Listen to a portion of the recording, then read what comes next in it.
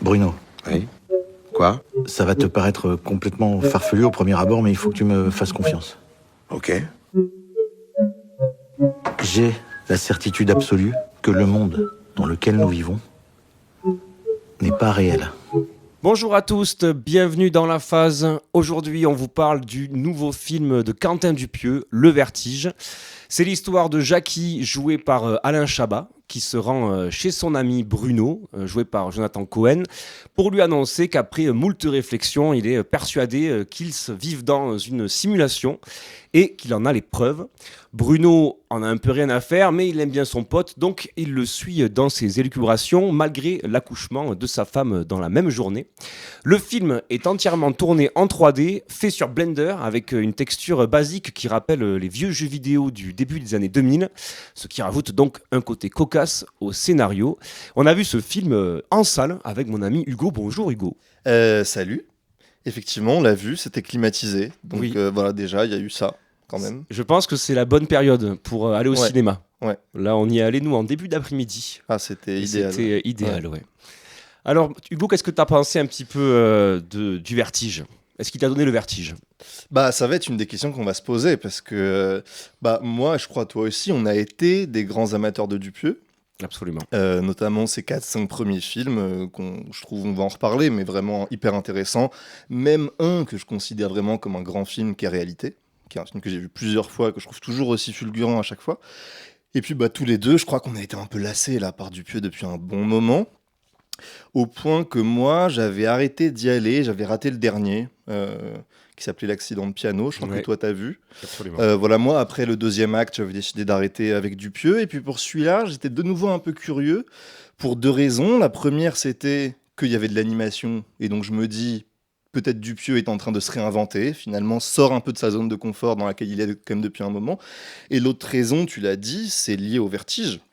C'est que le titre du film indiquait un peu que Dupieux retournait à l'endroit dans lequel il réussissait des grands films. C'est-à-dire, cet endroit, ce serait, on prend des gros sujets métaphysiques, genre la nature de la réalité, le rêve, l'absurdité, tout ça, et on la traite avec des tout petits moyens. Tu vois, Réalité et Wrong, qui étaient un peu deux films qui s'intéressaient aussi à ce sujet-là, c'était filmé avec un 5D, donc avec un petit appareil photo de film d'étudiant, quoi. Avec, dans Réalité, t'avais un seul morceau de musique qui revenait en boucle. Dans Long Cops, pareil, t'avais c'était sur une sorte de musicien qui faisait un son un peu idiot et très cheap. Il y avait l'idée que on prenait un truc énorme, un sujet énorme, et qu'on l'affrontait avec des tout petits moyens, et notamment avec ce truc qui était intéressant, qui était chez Dupieux le motif de la boucle un peu. Tu sais, sa musique, c'était toujours des boucles. La musique que Dupieux compose, c'est aussi des boucles. Et ça donne tout de suite une sorte de petit vertige, parce que la boucle, c'est ce truc qui se répète sans être altéré par ce qui se passe à l'image. Et dans la réalité, tu avais vraiment ce truc, la même musique qui revient, avec des scènes très très différentes. Bref, tout ça pour dire que Dupieux me paraissait revenir un petit peu peut-être à là où il était bon. Et si on pouvait le caractériser, je dirais que ce Dupieux-là, de la période américaine, en fait, c'était un peu une sorte de Nolan, mais sans le côté sérieux, militaire, écrasant, un petit peu, voilà, qu'on avait un peu critiqué dans Interstellar. On aurait pu aussi dire que c'était une sorte de David Lynch, mais version rigolo, cheap, voilà. Il y avait vraiment quelque chose d'intéressant. Et pour revenir à ce que tu disais sur le vertige, Dupieux, je pense, c'est vraiment un cinéaste qui recherche pas l'émotion. D'ailleurs, c'est un truc que moi j'aimais bien chez lui, tu vois, le héros de Wrong, c'était vraiment une sorte de pleurnichard, voilà, avec qui on pouvait pas trop s'identifier. Et le héros de Rubber, c'était carrément un pneu, quoi, qui était vraiment, il assumait le fait de faire des films où il cherchait pas l'émotion. Et du coup, moi, il trouvait une émotion chez moi, très spécifique, que peu de cinéastes m'ont créé, c'était le vertige. Il y a des moments de réalité, notamment, où je trouve qu'il touchait le vertige. Ce truc après lequel Nolan court avec des films à 100 millions, des stars, des orchestres, des effets spéciaux, Dupieux, il avait réussi à le trouver en filmant avec un 5D et des boucles d'électro un peu cheap. Et donc là, je me dis, peut-être que Dupieux veut renouer avec cette force-là de son cinéma. Cette force-là, elle était d'autant plus palpable avant d'aller voir le film, vu que le contraste entre l'ambition, toucher le vertige métaphysique, et la petitesse des moyens, c'était encore plus marquant. Tu l'as dit dans ton pitch, là, l'enjeu du film, c'est la nature du monde lui-même. le réel qui serait une simulation. On n'a pas affaire à un personnage qui délire un peu dans son coin, on a affaire à un problème planétaire presque. D'ailleurs, le film, il est à Paris, ensuite on va à New York, enfin, il y a quelque chose de... Le cœur du monde même va être en jeu. Et bon, bah, là, tu l'as dit aussi, la petitesse des moyens qu'il emploie est encore plus marquant, qu'on a l'impression d'être dans un jeu de PS1 en fait. On retrouve un peu cette esthétique-là qui évidemment fait extrêmement cheap, encore plus cheap que les premiers films de Dupieux. Je dirais, pour finir un peu cette présentation, si je compare le film à ce que faisait Dupieux à l'époque américaine, il y a 2 ajouts qu'il fait à ce motif du vertige. Le premier, c'est qu'il y a une dimension méta, cette fois-ci, qui est visible d'emblée. On nous parle du fait qu'on vit dans une simulation, mais nous, spectateurs, nous voyons bien que le monde du film est simulé. Et donc, il y avait un grand potentiel comique, qui m'a un petit peu déçu dans sa réalisation, mais un grand potentiel comique, c'est des personnages qui se disent que le monde tourne pas rond, et nous qui les regardons, et on voit bien que leur monde, effectivement, ce qu'est la normalité de leur monde, pour nous, est étrange, bizarre. Ils parlent de simulation, nous voyons bien que leur monde dans lequel ils sont est fabriqué par ordinateur, ou par Blender. Et l'autre ajout que fait Dupieux dans ce film, et dont je pense qu'on va un petit peu dérouler, c'est que la dimension métaphysique du film, elle est dite par les personnages. C'est-à-dire qu'en fait, on n'est pas troublé dans le film, on n'a pas affaire à des personnages qui découvrent que le monde est une simulation, on a affaire à un personnage qui le sait déjà. Et dès le début du film, d'une certaine manière, le trouble est déjà dit d'entrée. Du coup, c'est pas vraiment un trouble, c'est vraiment une situation verbale qu'on doit accepter d'emblée. Ouais. D'ailleurs, bon, ben c'est le trouble de Jackie, joué par Alain Chabat. C'est son vertige à lui au début, et c'est un vertige qui est visible seulement à l'écoute, justement, puisque c'est fait avec cette 3D un peu bizarre. On voit pas les émotions sur le visage des acteurs, et donc c'est un film qui va s'axer surtout sur les dialogues. Ouais. Et c'est le premier truc qui est frappant du film, si on essaie de le décrire un petit peu comme ça, c'est qu'on a affaire à un film qui est une succession de scènes de dialogue. Paradoxalement, ça commence par une scène muette, vu que le tout début, c'est Jackie qui lance le caillou là sur la fenêtre. Et puis après, c'est globalement un film de dialogue, et c'est même un film de dialogue au sens littéral, c'est-à-dire de dialogue à 2. 80% de ce film, c'est le personnage Jackie et Bruno qui discutent. Alors il y avait déjà ça dans Le Dain et dans Mandibule, déjà des films qui étaient très construits sur le dialogue à 2, dans Au Poste aussi. C'était un commissariat et la discussion interrogatoire entre un flic et un suspect. Et d'ailleurs, dans ce film-là, il y a un truc un peu amusant, là, en y repensant, c'est que les tiers, les personnages qui seraient extérieurs au dialogue, sont pas très bienvenus dans le film. Tu vois, il y a le personnage de la femme de Jonathan Cohen. Oui, qui est joué par Anaïs de Moustier. Exactement. C'est littéralement une intruse dans le film. Tu vois, elle va entrer dans la cuisine et elle va interrompre leur conversation, et elle va ensuite, après accoucher, aller s'enfermer dans la salle de bain. Il y a d'ailleurs, je pense, un motif un peu misogyne quand même souvent chez Dupieux, qui est la femme un peu emmerdeuse, qui ne comprend pas les délires des petits garçons un petit peu que sont ces personnages-là, et qu'on va envoyer balader. Il y aura un peu le même rôle de la petite fille, qui, une fois qu'elle est grande, son seul motif, ce sera de partir. Tu vois, la soirée à la réception à la fin, elle veut partir, et à la fin, elle repasse un petit peu en tant qu'intruse sur le toit, là, pour engueuler son père. Mais les femmes en général, quand même, chez Dupieux souvent, et dans ce film en particulier, ont souvent un rôle de tiers un peu intrus. Mais c'est plus général, il y a un autre moment dans le film, on a un troisième personnage qui rentre, qui sera, je sais plus comment il s'appelle, mais le scientifique. Le professeur, oui. Le professeur. Ouais. Il entre dans le film, je trouve que d'ailleurs c'est une super scène. Les 2 personnages parlent au café, Jonathan Cohen et Alain Chabat parlent au café, et ils parlent évidemment de, du coup, la simulation, machin, et il y a quelqu'un qui entend et qui fait « Attendez les gars, moi je suis sur le coup depuis un moment sur votre histoire de monde simulé, je vais vous apprendre un peu mes trouvailles », et il entre à peine dans le film qu'il meurt juste après. Et c'est-à-dire que c'est dans le cinéma du dialogue, c'est pour ça aussi qu'on est à 2, on revient à la forme la plus élémentaire du dialogue. Et j'écoutais, parce que Bégodeau a fait un podcast où il parlait un peu du film, et il disait que Dupieux, de toute façon, c'était le cinéaste du dialogue. Et moi, je dirais que c'est que en partie vrai, parce que autant les films récents de Dupieux, c'est le cas, autant si on prend les vieux films de Dupieux, ses premiers films, c'était pas du tout des films de dialogue. Dupieux, c'est simple, sa carrière, elle est facile à découper. Il y a l'époque où il est aux États-Unis, et il y a l'époque où il est en France, et ce changement de territoire, c'est un changement esthétique aussi. À partir du moment où il arrive en France, je crois que son premier film, c'est Au Poste, son film français. Moi, je me souviens, en allant le voir, je m'étais dit, ah bah là, c'est un changement. Il fait un film qui est entièrement du dialogue en chant contre chant. D'ailleurs, c'était un film en huis clos, et qui était quasiment du théâtre filmé. D'ailleurs, à la fin de Au Poste, en fait, il y avait une sorte de twist, on se retrouvait dans une salle de théâtre. Dans Yannick aussi, ça se passe dans une salle de théâtre. Enfin, il est vraiment passé dans un motif de théâtre filmé beaucoup plus. D'ailleurs, le grand geste de Yannick, du coup, le personnage Yannick dans le film Yannick, c'était il disait des trucs. Il allait au théâtre, c'était un spectateur qui parlait. Vraiment le motif central de la parole. Or, si on pense aux anciens films de Dupieux, ces films américains, c'était pas du tout des films dialogocentriques. D'ailleurs, Rubber, qui est un peu le film qu'il a fait connaître, c'est comme sur un pneu. Et on regardait un pneu pendant longtemps, un pneu qui ne parlait pas. La scène d'ouverture de Rubber m'avait beaucoup frappé. T'as des chaises comme ça disposées sur une route, et t'as une voiture qui passe et qui dégomme toutes les chaises les unes après les autres. Et vraiment une longue scène comme ça, qui était entièrement une scène silencieuse, et réalité aussi, c'est un film dans lequel il y a plein de scènes silencieuses. Bref, tout ça pour dire que Dupieux était pas forcément un cinéaste que du dialogue, et même son humour était pas un humour que dialogué. Je me souviens bien d'une scène de Wrong Cops dans lequel du coup le héros qui s'appelle Eric, enfin qui est joué par Éric Judor, il a un tube de musique électro qu'il veut vendre à un producteur, sauf qu'il s'est retrouvé avec un cadavre chez lui. Du coup, il va à l'entretien avec le producteur avec le cadavre chez lui. Donc évidemment, c'est hyper drôle où il est avec le cadavre pour présenter son morceau, et le producteur le regarde, fait ah le cadavre j'adore. Il y a vraiment une DA, j'adore. Et après, il fait vous avez 95%, vous avez la DA. Après, il écoute le morceau, il fait mais il vous manque les 5%, c'est le talent.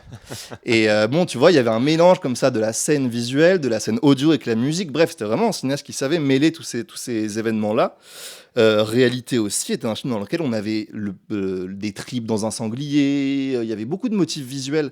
Et je pense qu'il y a un symptôme très clair de ce changement de paradigme où il est vraiment passé d'un cinéma pas que verbal à un cinéma complètement verbal maintenant, qui est que dans ces films d'avant, les personnages, quand ils étaient troublés par ce qu'ils arrivaient, ça se traduisait physiquement. Je me souviens que Chabat, à un moment dans Réalité, il tombe sur son double sur un plateau de tournage, il s'évanouit. On avait aussi le motif du gars qui se gratte tout le temps alors qu'il a aucun bouton. Il montre tout le temps aux gens à quel point les choses, ça le gratte, et il monte ses bras, et les gens disent « mais t'as rien sur les bras ». Enfin, on a vraiment des troubles physiques comme ça. Et bah là, le trouble dans Le Vertige n'est jamais un trouble physique. C'est les personnages, ils disent qu'ils sont matrixés, qu'ils ont le cerveau retourné, etc. Mais ça ne se traduit jamais par des corps, et je dirais que c'est quand même ça le grand changement de Dupieux. C'est un peu comme si les corps avaient disparu. Tu vois, c'était devenu des têtes parlantes. On va en reparler, parce que d'ailleurs, l'animation peut-être participe à ça, à faire des personnages des têtes parlantes. Mais c'est pas que dans ce film-là, c'était déjà dans les derniers films de Dupieux, on avait surtout affaire à des gens qui parlaient, et dont les révélations qu'ils avaient sur le monde étaient quasiment jamais adressées sur un plan corporel, quoi. Oui, on a l'impression un peu que plus la filmographie de Dupieux évolue, du coup, moins il s'intéresse à ce qu'il y a autour des acteurs. Il s'intéresse de plus en plus aux acteurs. Il met d'ailleurs des acteurs qui ont un potentiel comique, qui sont connus par le grand public et qui ont en général la réplique facile. Et du coup, ça se centre sur les acteurs, puis sur les dialogues. Il y a de moins en moins peut-être de mise en scène, ou en tout cas, oui, des faits, comme tu dis, qui permettent de comprendre la situation comique sans avoir à la dire. Ouais. Non, mais t'as dit, il y a moins de mise en scène, je pense. En tout cas, il y a moins d'inventivité et de travail de mise en scène. Et tu l'as dit, le motif des acteurs, c'est central, parce que ça aussi, si on repense à ces films américains, les acteurs sont pas des stars déjà, premièrement, et deuxièmement, c'est des films qui sont pas basés sur le dialogue, et les acteurs, ils sont pas tellement là pour leur capacité à débiter du dialogue, tu vois.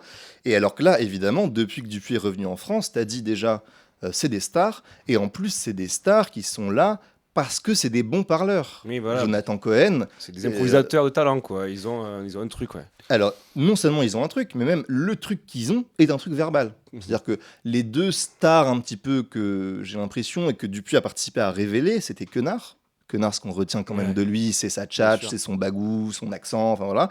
Cohen, pareil, on le retient pour sa capacité à débiter du dialogue, et il le fait très bien, y compris dans ce film-là. Mais c'est non seulement il prend des acteurs connus, mais il prend des acteurs qui, en plus, ont vraiment un rapport au dialogue. Et il les fait jouer ce que eux savent jouer. Exactement. Vraiment, on découvre rien avec Cohen, avec Chabat ou avec Quenard dans les films de Dupieux. Absolument. Ils jouent vraiment ce pourquoi on sait qu'ils sont bons, quoi. Ouais. Et d'ailleurs, si je repense moi aux acteurs de Dupieux de cinéma américain que je trouvais super, c'était plus des gueules, tu vois, c'était plus des gens qui avaient une présence physique folle. Et même quand ils faisaient venir, tu vois, dans Wrong, et dans Wrong Cops, il y a Eric Judor qui est là. Mais Eric Judor, quoi ? Il le déforme, Eric voilà, Judor. il lui faisait un travail physique. Ouais. Il le maquillait. Dans Wrong Cops, il lui met un bandeau sur l'œil. Dans Wrong, il le faisait parler en anglais. Du coup, Judor perdait complètement sa tchatch. Il devenait, c'était plus du tout son verbe qui devenait le centre de son comique, c'était beaucoup plus son corps. Il avait un rapport beaucoup plus physique aux acteurs qui pouvait un peu rappeler des frères Cohen. Tu vois, les frères Cohen, tu vois qu'ils prennent des acteurs parce qu'ils ont des gueules qui leur plaisent. Et t'avais vraiment ça chez Dupieux. Et là, j'ai l'impression que non, comme on l'a dit, il prend ses acteurs pour leur capacité à restituer du dialogue. Et dans celui-là, c'est encore plus radical, vu qu'il leur a même enlevé leur corps, en fait. C'est-à-dire que Chaban, dans ce film-là, on voit qu'on a repris sa gueule pour faire l'animation, mais qu'il a perdu complètement sa palette expressive. Il n'y a plus que sa voix, quoi. La seule chose qu'il a gardé d'eux, c'est leur capacité à parler.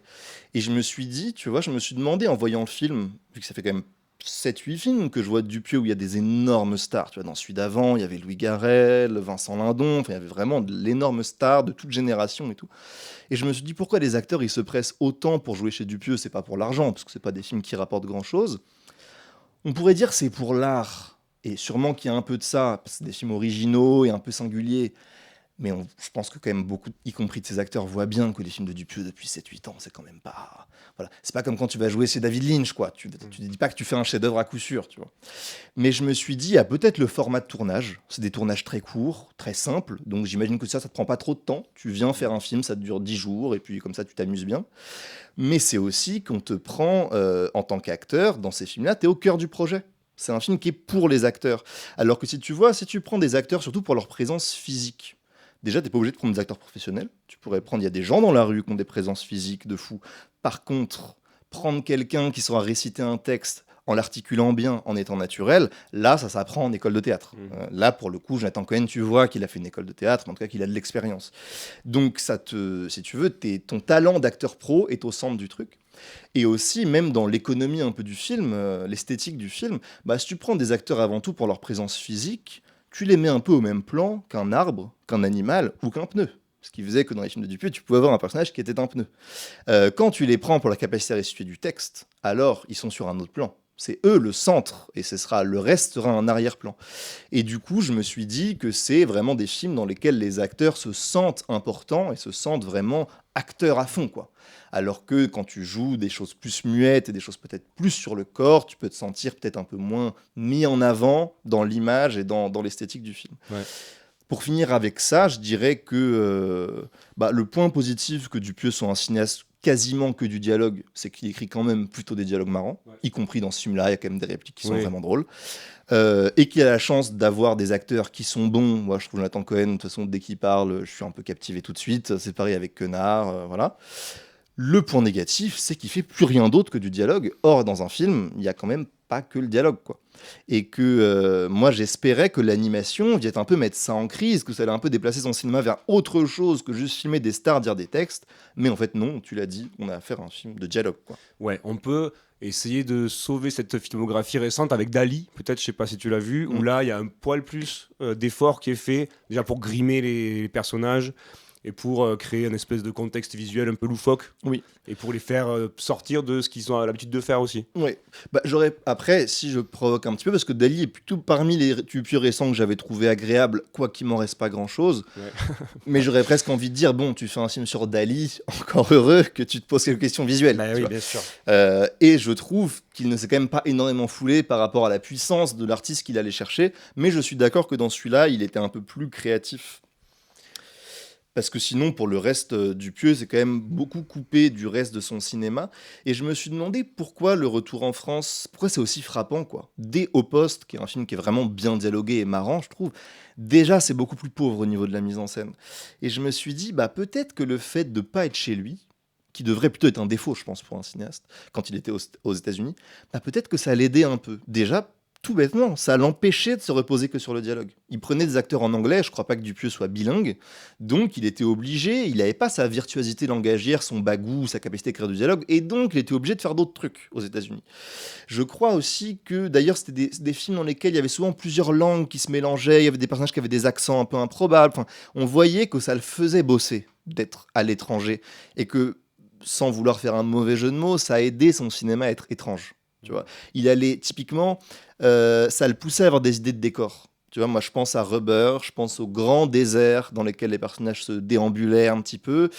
Là, ce film il se passe à Paris, un peu à New York. De New York, on a des plans sur les gratte-ciel. Globalement, c'est quand même pas très créatif comme manière de filmer New York, de juste filmer des gratte-ciel sur un toit. De Paris, on voit quelques bâtiments haussmanniens et un peu de métro. On peut quand même pas dire qu'il ait énormément essayé de nous montrer des images intéressantes de Paris. Or, il me semble que restituer Paris en images de PS1, Il y avait beaucoup de choses marrantes à faire. Oui, mais justement, du coup, il se met déjà un handicap dans la création de décors un peu vertigineux avec cette 3D.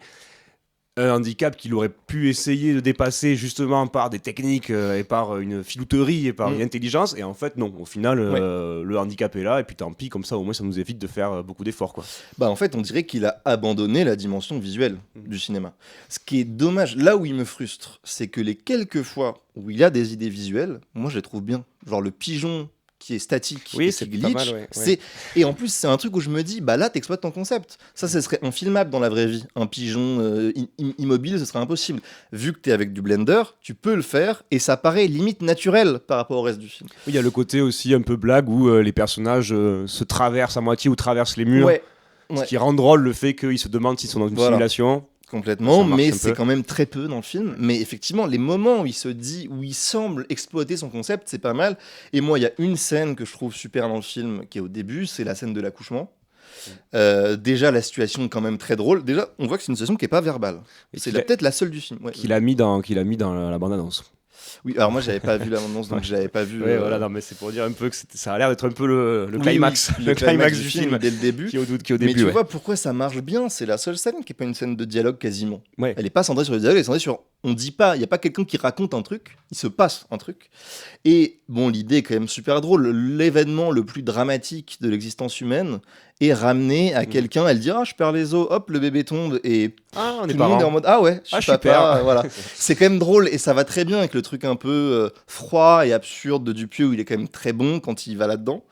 Et le fait que les corps soient inexpressifs, ça renforce l'absurdité de la situation. C'est-à-dire que ça renforce, déjà, c'est très sous-joué par la voix et le dialogue, le fait qu'il y ait un accouchement, et le fait qu'il n'y ait aucune réaction physique alors que tu as un bébé qui vient de tomber par terre, c'est quand même drôle.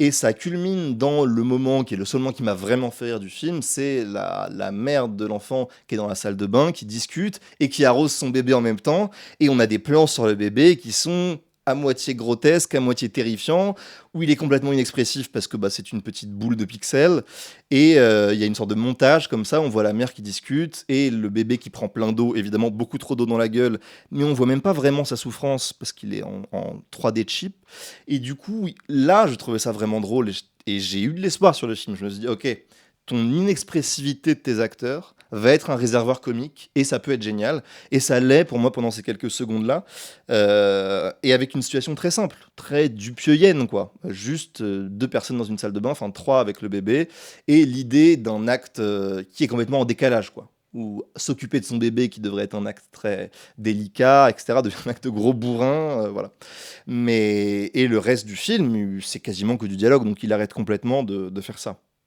Donc voilà, on voit qu'il y a quand même 1 milliard de ressorts possibles à nous faire bien marrer. Au final, on en sort un peu déçu. Et c'est là où on se demande à la fin, quand on sort de la salle, après quand même, parce que dans beaucoup de cinémas, on paye 11, 12, 13, 15 euros. On se dit, putain, ça fait un peu mal au cœur d'avoir payé pour ne pas dire ailleurs. Oui, voilà, c'est ça exactement. Je me permets d'être poli dans ce podcast. Mais du coup, on se demande est-ce qu'il a la flemme? Est-ce que c'est vraiment une volonté de sa part? Est-ce qu'il n'a plus rien à faire? Est-ce qu'il fait des sous facilement? Quel est le projet en fait de Monsieur Dupieux? T'as dit le mot flemme, je crois. C'est intéressant de prendre Dupieux dans sa continuité parce que ça a toujours été un petit peu la suspicion ou en tout cas le truc qu'on pouvait se dire en voyant ces films. Disons que je trouvais que c'était un cinéma qui a toujours été sur la corde raide entre l'humilité et la flemme. Et cette humilité, pour moi, c'était ça qui faisait la force de ses premiers films. C'est qu'il faisait des trucs très simples, où on voyait bien que ça lui avait pas pris 4 ans. Et comme ça que je t'ai dit, il y avait un truc que moi, je trouvais très jouissif à voir Nolan faire Inception pour 100 millions, voir Dupieux faire réalité sur seulement 2 semaines de tournage et, je sais pas, très peu d'argent, et l'un qui touche le vertige et pas l'autre. Il y avait pour moi un truc très jouissif là-dedans, dans ce fait, un cinéma un petit peu qui était extrêmement humble. On a dit aussi sur la musique, voilà, tout était extrêmement simple. Du coup, évidemment que c'est un cinéma qui demandait moins de travail. Ça n'en fait pas un cinéma de flemmard pour autant, parce qu'il y avait des vraies situations. Là où j'ai l'impression que c'est devenu une flemme dans ce film-là, puis dans les 7-8 autres d'avant, c'est pas qu'il soit toujours minimaliste, parce que j'ai aimé son minimalisme, c'est qu'en fait, il a arrêté de faire des situations. Il fait plus, je dirais que c'est un cinéma qui procède par esquisse maintenant. Il esquisse des situations, et il y a un truc qui est très symptomatique comme ça dans le film, c'est, tu vois, il y a un moment où Chabat, du coup Jackie, va faire la liste des glitches qu'il a repérés. C'est dans l'ascenseur, je sais plus ce qu'il y a d'autre, la mer, le caca de chien qui clignote, enfin voilà, quelques glitches comme ça. Et en fait, il en fait pas des scènes. Oui, c'est dommage, quoi. Il y a une liste entière. Il en fait une liste, c'est-à-dire en fait, plutôt que d'en faire une scène qu'il incarne et qu'il déploie, il en fait une liste de situations narrées au passé, qui du coup peuvent se passer d'être mises en scène, plus ou moins, enfin, sont un peu balayées. Et moi, j'entends beaucoup dire que Dupieux, c'est un mec, voilà, il a un concept, et il fait des films de 1 heure où il épuise son concept. Ben moi, justement, j'ai l'impression que c'est ennuyeux parce qu'il n'épuise pas du tout son concept. Que son idée de faire de ces scènes-là, par exemple, les scènes de glitch, il ne les met pas du tout en scène, il les épuise pas du tout. Pour moi, Mandibule, c'était pareil. Moi, c'est le premier Mandibule où j'ai trouvé que ça devenait du foutage de gueule, où son minimaliste devenait du foutage de gueule. C'est qu'il y avait la situation de base toute simple, très Dupieux, on trouve une mouche dans la voiture. Mais en fait, il faisait très peu de situations après avec cette mouche. Et je me souviens qu'à la fin, le film, vers la fin, les deux héros disaient « Ouais, on va aller braquer une banque avec la mouche ». Mais ils n'allaient pas braquer une banque avec la mouche. C'était dit par les personnages. Et là, tu vois, j'avais envie de dire à Dupuis à ce moment-là, fais-moi 3 heures de mouche. Mais des vraies scènes avec la mouche que tu exploites, parce qu'il y en aurait plein. Et là, pareil, c'est pas en faisant un film d'1 heure que tu m'ennuieras pas. C'est en faisant un film de je m'en fous la durée, mais où on va voir Chabat qui découvre les glitches, etc. Et d'ailleurs, j'y reviens, le début du film, c'est très symptomatique. Quand le film commence, Jackie, Chabat, est déjà convaincu que le monde est une situation. Le monde est une simulation. Mais pourquoi ? Parce que si Dupieux veut pas nous montrer le cheminement de Chabat, c'est que ça lui évite de faire de la mise en scène. Ça lui évite de nous montrer quelqu'un qui se rend compte que le monde est une situation, une simulation. Et là, ça demanderait des vraies scènes, de les mettre en place, de les installer et d'aller chercher ce vertige-là qu'il ne veut pas aller chercher. Et tu vois, pour le coup, je trouve que Rubber, donc le film sur le pneu, était un film qui était un peu long sur la fin. Mais c'était un peu long parce qu'il avait vraiment exploité le pneu tueur, quoi. Et au bout de la 4e scène de meurtre avec un pneu, tu es en mode bon, peut-être que là, tu as un peu touché, ton concept s'épuise un petit peu. Mais il avait vraiment essayé d'épuiser le concept. Et je pense aussi à Réalité, tu vois, il y avait une idée super. Le héros, il veut financer un film et le producteur lui dit « Ok, je te finance ton film d'horreur que si tu trouves le cri parfait. Je veux que quand les personnages souffrent, il y ait le cri parfait. » Et ensuite, on voyait Chabat aller à la recherche du film parfait, du cri parfait, et il allait à la salle de sport, enregistrer des gens qui foncent des haltères. C'était nickel. Il allait ensuite dans sa voiture, crier tout seul comme un con. Ensuite, ça se fait dans des situations, tu vois, sa femme est psy. Du coup, la femme fait une séance de psychothérapie, et pendant la séance, on entend Chabat qui gueule à côté. Tu vois, il faisait des vraies scènes un peu insupportables, un peu gênantes, parce que la situation était insupportable et un peu gênante. Et je dois autre exemple de réalité, c'est Chabat, à un moment, il va voir un film au cinéma, et il se rend compte que le film qu'il voit, c'est le film qu'il est en train de faire. Du coup, il y a une vraie scène un peu insupportable où Chabat commence à se lever et à dire au public « Il faut arrêter de voir le film. En fait, le film que vous voyez là, je suis en train de le faire. Ce film-là, il n'existe pas, en fait, le film que vous êtes en train de voir. Bref. » Et c'était une scène évidemment un peu gênante, mais c'était une vraie scène. Et c'est ces scènes-là qu'il a arrêté de faire. On aurait pu avoir plein de scènes comme ça dans ce film. Oui, en vrai, franchement, tu touches un point qui est assez important. Ça, c'est comment on aimait voir Dupieux choper un élément complètement aléatoire, hein, et en faire une masterclass avec toute son imagination, son inventivité. Et là, en fait, on reste sur notre fin. Il y a énormément de choses qui auraient été plus drôles, plus philosophiques, qui auraient eu plein de pistes à emprunter. Et moi, j'ai pensé, par exemple, à quand Bruno, donc joué par Jonathan Cohen, donc il est enfin convaincu que le monde est une simulation, donc il décide de tout casser. Donc, ça aurait été génial d'en faire quelque chose. Super, ça aurait été super. Et en fait, ça va pas très très loin, quoi. Tu vois, j'ai dit le mot d'esquisse, et je pense que c'est vraiment ça. C'est vraiment, en fait, je dirais, j'ai eu l'expression qui m'est venue après en sortant du film, je me suis dit, c'est un film sur le papier. C'est-à-dire, sur le papier au sens c'est du dialogue et pas de la mise en scène, mais aussi sur le papier au sens, il a écrit une idée. Et du coup, les personnages la disent, mais il n'en fera pas plus que ça. C'est vraiment un film du concept. Ce film, ça pourrait être un pitch pour un meilleur film. Exactement, ce film est un pitch. Mais tu vois, même cette animation, on l'a déjà dit, je crois, mais elle reste la même du début à la fin. Il n'en fait quasiment rien, alors que tu fais un film sur un monde simulé en utilisant une simulation numérique. Et bon, ta simulation, tu la fais pas glitcher, tu la fais pas bouger, toutes les choses qui auraient été possibles. Il peut y avoir des vrais bugs marrants à faire directement, même pour le spectateur, pour mettre le spectateur dans pour casser le mur, tu vois. Et on pourrait faire une liste des bonnes idées que Dupuis a dans ce film, mais il y en a, tu vois, pareil, l'idée de tout casser est très drôle, l'idée à la fin du gars qui vend un appareil vide. Tu vois, à la fin, du coup, il vend la machine révolutionnaire qui te fait communiquer avec le vrai côté du miroir. Et en fait, on découvre que du coup, c'est une sorte de boîtier sans rien.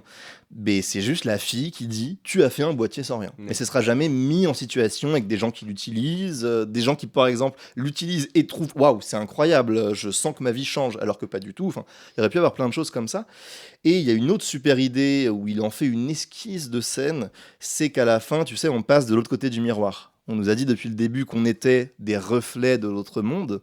Et donc à la fin, la caméra bouge et on arrive sur les vrais gens, les vrais nous. Et les vrais nous regardent galérer, nous regardent, nous pauvres reflets galérer, un peu comme des dieux, tu vois, qui se moquent des petites copies d'eux-mêmes qu'ils ont sur Terre. Un peu un truc mythologique qui j'étais en mode, c'est super. On aurait du coup, à l'autre côté du miroir, il y aurait des versions puissantes et accomplies de nous-mêmes qui nous regardent galérer. Et qu'est-ce qu'il fait ? Il arrête le film. Ouais. Quand il arrive là-dessus, il a une scène à faire et il l'arrête. Et ça arrive, on reboucle un peu avec le début, qui est pourquoi ce film ne provoque jamais le vertige qu'il promet.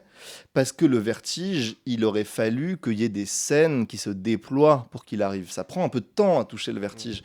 Et je refais une dernière comparaison avec un film de Dupieux. Aussi parce que tu vois, on va pas le comparer à Lynch ou à Satoshi Kon ou d'autres cinéastes qui cherchent ça, on va pas être injuste, ça sert à rien de dire oui, Dupieux c'est pas Lynch, mais par contre on peut dire que Dupieux on peut le comparer à lui-même, quoi. Ça me paraît pas cruel de dire regarde, quand même à une époque tu touchais des choses que tu touches plus maintenant.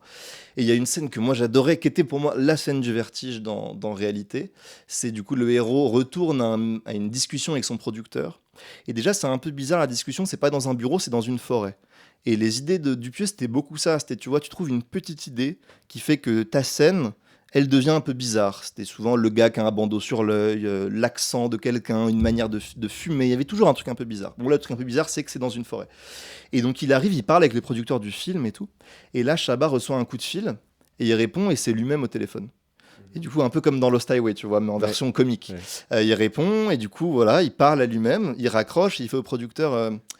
Alors en fait, je suis en train de rêver. Voilà, je vous informe, là nous sommes dans mon rêve parce que je viens de m'avoir au téléphone et en fait voilà, donc tout va bien.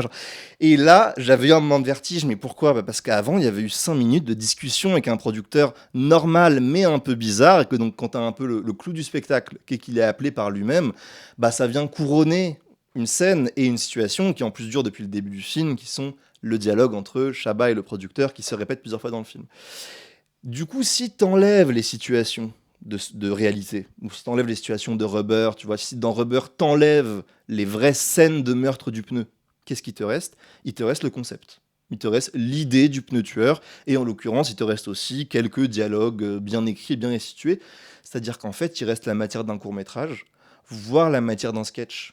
Et j'ai l'impression que c'est limite peut-être ça, le truc que devrait faire Dupieux maintenant. C'est des sketchs. Et on se l'est dit, tu vois, je crois, en sortant du film, ça aurait été une super vidéo sur YouTube à voir avec ses potes en fumant des joints. Exactement. C'est la réflexion qu'on s'est faite. C'est exactement ça. Ça aurait été super de voir ça avec des potes, rapidement comme ça, pour rigoler en soirée entre nous. Et voilà. Ouais, limite, tu vois, la première scène du gars qui débarque chez son pote et qui lui dit que le monde est une simulation, tu fais une scène de 10 minutes avec ça, ça finit avec l'accouchement. C'est très drôle et on est tous contents. Ouais. Là, le truc qui nous frustre un peu, c'est déjà que je ne peux pas oublier les émois ressentis devant Réalité ou Long Cops, etc.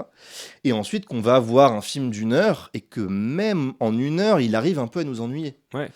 Mais aussi, j'ai entendu Dupuis dans une interview dire « Je fais des films courts parce que j'ai peur d'ennuyer les spectateurs. » Et je me suis dit, c'est vraiment un rapport très naïf au temps de croire que l'ennui, ce serait juste corrélé à la durée. Alors évidemment, je vais pas faire le con, évidemment que c'est plus probable de s'ennuyer dans un film de 6 heures que dans un film d'1 heure. Mais malgré tout, tu peux très bien t'ennuyer en une demi-heure. Inversement, il nous arrive de voir des films de 3 heures où on s'ennuie pas une seule seconde. Parce que l'ennui, c'est pas juste la durée, l'ennui, c'est, on l'a dit, si tu installes vraiment des vraies scènes bien pensées, bien construites, tu t'ennuies pas, même si elles sont longues. Donc cette idée de dire je vais faire court, du coup je vais pas ennuyer, résultat des courses, il fait très court. Et on s'ennuie quand même. Ouais. Et je pense qu'on s'est tous les deux quand même ennuyés, je crois à toi encore plus que moi devant le film. Mais, et pour finir cette idée de sketch et de court-métrage, les 2 moments que j'ai vraiment aimés dans les films de Dupieux, c'était ça. Tu vois, dans Fumer fait tousser, qui était vraiment un film où je me suis ennuyé quasiment du début à la fin. Je crois qu'on en avait parlé ensemble. Il y a un petit court-métrage à un moment. Je crois que c'est le personnage de Zadie qui raconte une histoire qui lui est arrivée. Et ça n'a rien à voir avec le reste du film. Et c'est sur un gars qui se fait broyer par un tracteur et qui finit dans un seau. Ça, c'était super. Hein. Et tu vois, cette scène, ouais. moi aussi j'adore cette scène et j'y repense toujours de temps en temps. Tu vois, cette ouais, idée, j'adore. le gars qui est dans un seau et on vient le dire à sa famille. Bon, il continue à parler, Il même en étant continue à embrouillé. parler. Et c'était symptomatique parce que ces 5 minutes-là n'avaient rien à voir avec l'heure 25 ou l'heure 15 du reste du film. Et je me suis dit, bah tu vois, tu m'aurais mis ça sur YouTube, 5 minutes, je l'aurais envoyé à tous mes potes. Et j'aurais dit, regardez ce petit chef-d'œuvre. Sauf que là, si je veux l'envoyer à mes potes, je dois leur envoyer Fumer fait tousser d'1h30 ou l'heure 25 qui reste. Bon, bah c'est du dialogue pas extrêmement brillant à mon goût. Pareil, dans Dali aussi, on en a parlé tout à l'heure, il y avait quelques scènes de rêve qui étaient bien, mais qui étaient aussi un peu hors du reste du film. Et du coup, je me demande, tu vois, est-ce que Dupieux, maintenant, le truc qui l'intéresse, c'est pas de faire du court-métrage, de faire de la vidéo, qui est un peu l'endroit d'où il vient. À la base, c'est un gars qui faisait des clips, qui faisait des morceaux d'électro de 3 minutes, enfin, qui vient de la courte durée. Et est-ce que finalement, le long-métrage a pas été un peu un accident de sa carrière, qui a été brillant d'abord, et puis que maintenant, c'est devenu peut-être un peu son ennemi, quoi, la forme long-métrage. Ouais, et moi je trouve que personnellement, ça me blesse vraiment un peu quand je sors du cinéma. Tu vois, moi, j'aime beaucoup Dupieux parce que ça me permet d'aller voir des films qui ont rien à voir avec les autres, et donc un peu de faire travailler mon cerveau sur des nouvelles pièces, quoi. Et ça a marché plein de fois. Mais là, on a l'impression, comme tu dis, ouais, c'est qu'en fait, il y a plus aucun effort qui est fait sur les détails qui peuvent rendre un film génial ou rendre une scène géniale. Et ouais, je sais pas, tu sors du cinéma en étant. Moi, je sors du cinéma en me sentant insulté un peu, comme spectateur. Parce que, bon, ça me dérange pas que le film soit court, malgré le prix des places de cinéma, mais. Ça aurait été 1 heure génialement drôle du début à la fin, ça serait pas plein. En fait, s'il y a cet effort de réflexion sur ces petits détails, comme t'as déjà tout dit, hein, mais voilà, comme ces scènes géniales, comme soit ce mec broyé là dans Fumer fait tousser, il suffit d'avoir une mini idée comme ça et ça change tout. Ouais. Et là, en fait, dans Le Vertige, il y en a pour moi aucune qui fait cet effet-là. Mais parce qu'il en fait aucune dont il fait des scènes, quoi. Limite, c'est un film où si on se pitchait à l'oral, je pense qu'on trouverait qu'il y a du potentiel. Ouais, complètement. Ça va être super drôle. Le gars, ils ont découvert le sens du monde, la simulation, c'est de l'autre côté du miroir, et du coup, à la fin, on vend un appareil qui ne fait rien et on fait de l'argent. Enfin, il y aurait plein d'idées qui sont très drôles sur le papier. Ouais. Et c'est assez terrible parce que c'est un mec qui a tout, comment on dit, qui a tous les succès d'estime. Alors tout le monde, donc il obtient tous les financements qu'il faut, il obtient tous les acteurs qu'il veut, il obtient tous les distributeurs qu'il veut. Et donc le monde du cinéma lui donne tout et nous derrière il nous donne rien. Et je trouve ça un peu triste quand on sait qu'il y a des cinéastes qui galèrent à mort à recevoir et financement et acteurs et qui pourraient nous donner plus, quoi. Bah, on peut se demander, alors ce sera un peu une banalité et il y aurait 1000 contre-exemples, mais est-ce que le fait que tout soit si facile pour lui maintenant ne l'a pas rendu flemmard? Tu vois, je pense qu'un film comme Réalité ou Wrong ont dû être des films qui ont dû être plus durs à monter que celui-là, parce qu'il n'avait pas la certitude de faire les quelques entrées qu'il fait maintenant, ou maintenant, bon, Dupieux, alors peut-être ça va commencer à changer, mais en tout cas pendant un moment, Dupieux fait un film, pour les producteurs c'est un bon coup aussi, tu vois. Ça va pas coûter cher, ça va rapporter un peu, parce que ce gars est suivi, pour des bonnes ou des mauvaises raisons, mais en tout cas il est suivi il a un petit public de fidèles, quoi. Et moi je me suis interrogé aussi sur le rapport à la surproduction quand même de Dupieux, parce que on n'en a pas parlé, mais non seulement il produit beaucoup de films, mais il produit beaucoup de films dans des temps très courts. Ouais, il fait 2 films par an, voilà, presque. 2-3 films par an quasiment. Ce qui, moi, j'aurais plutôt tendance à penser que ce genre de rapport à la création, quand c'est pas fait que pour l'argent, et lui n'a pas l'air non plus de faire ça que pour l'argent, parce que sinon je pense qu'il ferait plus du blockbuster, des choses comme ça. Ça a quand même pas l'air d'être uniquement l'argent qui l'anime, je pense. Mais du coup, je me dis, si tu fais ça pas que pour l'argent, la surproduction, ça peut être un moyen justement d'essayer plein de trucs. Pourquoi ? Parce que si tu penses 5 ans à faire un film et que tu te rates, t'es un peu dans la merde. T'as intérêt à pas prendre trop de risques peut-être. Si tu fais 3 films par an, tu peux essayer ce que tu veux. Tu peux te dire, vas-y, là je vais tenter de faire ci, je vais tenter de faire ça. Au pire, si ça se rate, j'en fais un autre après. Et d'ailleurs, il y a des artistes que j'aime bien qui font ça. Je sais que nous, on est tous les deux un peu amateurs de Jul. Jul, c'est un gars, il fait un album. Sur l'album, il y a 15 morceaux que je trouve un peu inaudibles. Et puis, il y a 3 morceaux extraordinaires dessus. On n'a jamais entendu un mec rapper comme ça sur ces 3 morceaux-là. Et je pense que les 3 morceaux de génie de Jul existent parce qu'il y a eu les 15 nuls avant. Et qu'il s'est permis de dire, vas-y, de toute façon, tout ce que je fais, je le sors sans trop retravailler. Je pisse un peu du son sur un mode quotidien. Et du coup, vu que j'ai pas du tout de surmoi, je retravaille pas du tout, je me pose pas de questions. Dedans, il va y avoir beaucoup de déchets et des trucs super. Il y a un cinéaste qui s'appelle Hong Sang-soo, un cinéaste coréen, qui fait aussi un peu ça, qui sort 2-3 films par an, ou peut-être 1 ou 2 par an. Et ça lui permet de faire des films pas chers. Et on voit que cette économie, ça lui apporte une esthétique. Il fait des films cheap qui ressemblent un peu à rien, parce que personne ne produit des films comme ça. Et Dupieux, il devrait faire ça. Moi, j'aurais tendance à dire, plus il produit, plus il va essayer de trucs, et c'est un peu l'inverse. Il produit de plus en plus, et il essaye de moins en moins des trucs. Et il y a un mot qui peut être un peu méchant, mais que je peux pas ne pas y penser, c'est que c'est un peu devenu un boutiquier, Dupieux. Il vend, voilà, il a son petit magasin à Dupieuserie, où il en vend 1 ou 2 par an, où il sait que des gens vont venir les acheter, et on sait que ça va être un peu toujours la même chose, des textes, des dialogues truculents et parfois drôles, servis par des stars qui restituent bien le dialogue parce que c'est des gens de talent, avec des moments parfois un peu drôles dedans, mais dans lequel on sait aussi, je pense que tous les gens qui vont voir des Dupieux maintenant savent ça, tu n'en sortiras pas retourné. Tu ne sortiras pas de Dupieux en pensant pendant 3 jours à ce que tu as vu. Alors qu'il y a un truc symptomatique, je me souviens que quand Rubber est sorti, beaucoup de gens étaient très énervés par ce film. Beaucoup de gens étaient comme moi, très charmés par ce truc qui ne ressemble à rien, et beaucoup de gens étaient « Ah, ce film, c'était insupportable, j'en pouvais plus, au bout de 20 minutes, j'en ai marre de ce pneu. » Tu vois, c'était des films qui avaient un impact sur le public. Or, je pense qu'aujourd'hui, toute personne qui va voir Fumer fait tousser en ressortira doucement lassée, ou doucement charmé, mais on ne sera plus du tout dans des rapports un peu sanguins et puissants au cinéma. On pourrait dire, j'ai dit boutiquier, on pourrait dire aussi embourgeoisé. Embourgeoisé au niveau des moyens, il fait ce qu'il veut, donc il a plus trop de contraintes. Embourgeoisé au niveau de la forme, qui est toujours un peu pareil, ça ronronne gentiment. Voilà. Ouais, tout à fait. En fait, tu vois, tu faisais la comparaison avec Jul qui fait 3 pépites par album, et au moins tu payes l'album.